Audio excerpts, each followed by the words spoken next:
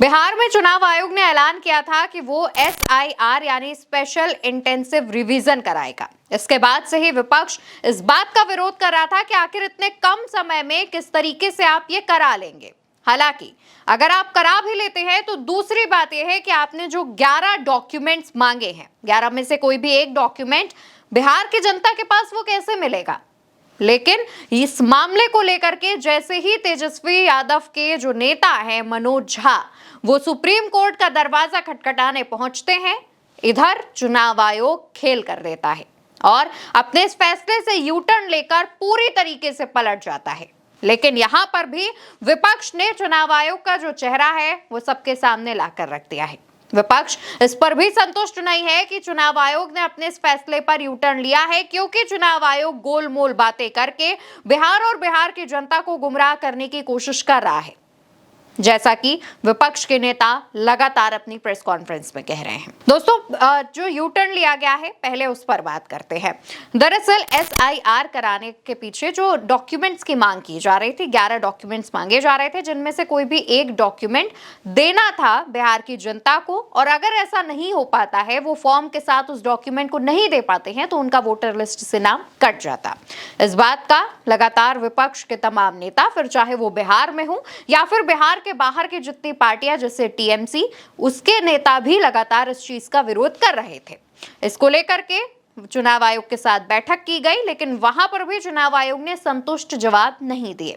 इसके बाद मामला सुप्रीम कोर्ट पहुंचता है, लेकिन सुप्रीम कोर्ट में इससे जुड़ी सुनवाई हो इससे पहले ही चुनाव आयोग अखबारों में एक एड प्रकाशित करवाता है, यानी बकायदा एक एड छपवाता है, और इसको चुनाव आयोग ने अपने ऑफिशियल एक्स हैंडल से शेयर भी किया है।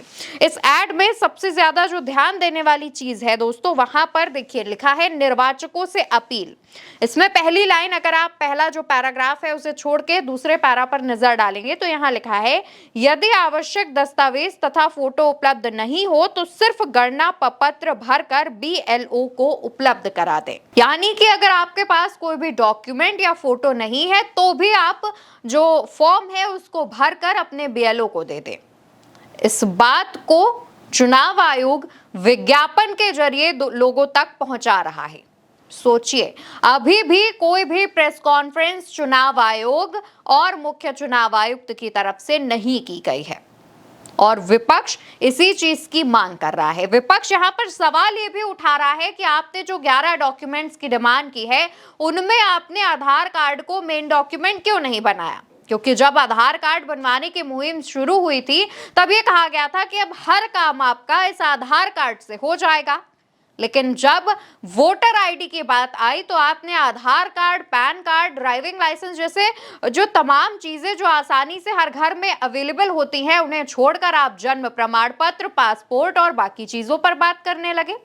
इस पर तेजस्वी यादव ने इसके बाद प्रेस कॉन्फ्रेंस भी की। इस ऐड के सामने आने के बाद तेजस्वी यादव प्रेस कॉन्फ्रेंस करते हैं और आधार पर ना होने पर सवाल उठाते हैं। गूगल करके इलेक्शन कमीशन का आप निकालेंगे तो अभी भी आधार कार्ड इनके गाइडलाइन में, इनके नोटिफिकेशन में इंक्लूड है।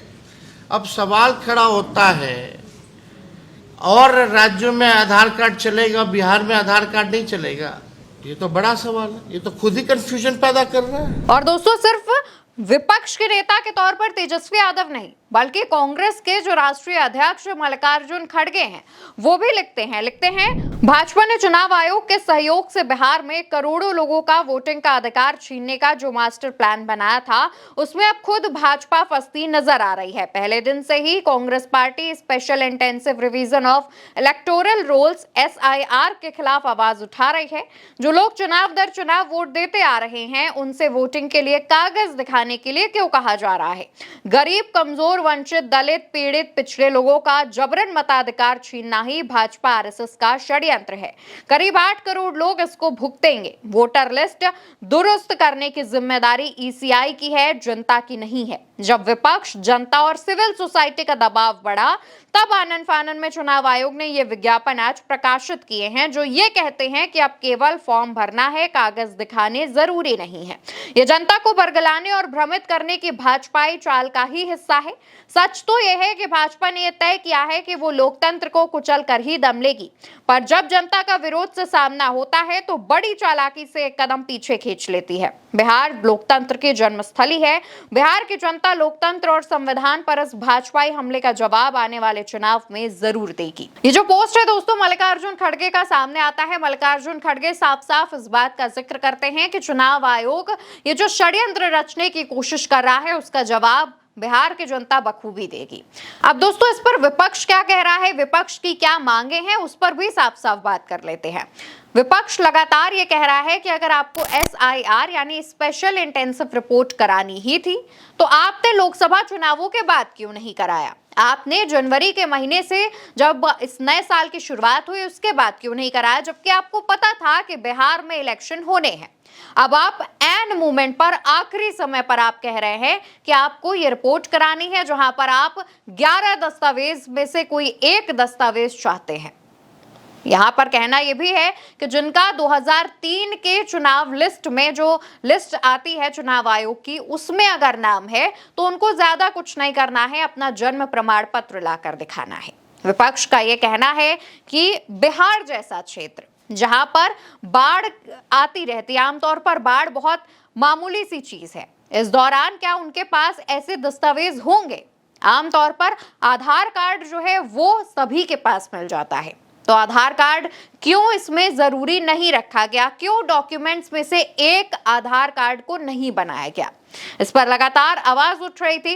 इंडिया गठबंधन चुनाव आयोग से मुलाकात करने भी पिछले 2-3 दिन पहले पहुंचा था, तब भी चुनाव आयोग की तरफ से संतुष्ट जवाब नहीं दिए गए। और अब जब टीएमसी की नेता महुआ मोइत्रा और आरजेडी से नेता मनोज झा सुप्रीम कोर्ट पहुंचे, दरवाजा खटखटाया, याचिका दायर की, तब चुनाव आयोग की तरफ से एक विज्ञापन जारी किया जाता है। इस पर भी विपक्ष का अभी भी ये कहना है कि आप सिर्फ विज्ञापन जारी करके इस चीज से नहीं बच सकते, आपको बकायदा प्रेस कॉन्फ्रेंस करके लोगों के मन में जो सवाल उठ रहे हैं उनका जवाब देना चाहिए, ताकि लोग जिस कंफ्यूजन में हैं वो कंफ्यूजन दूर हो सके।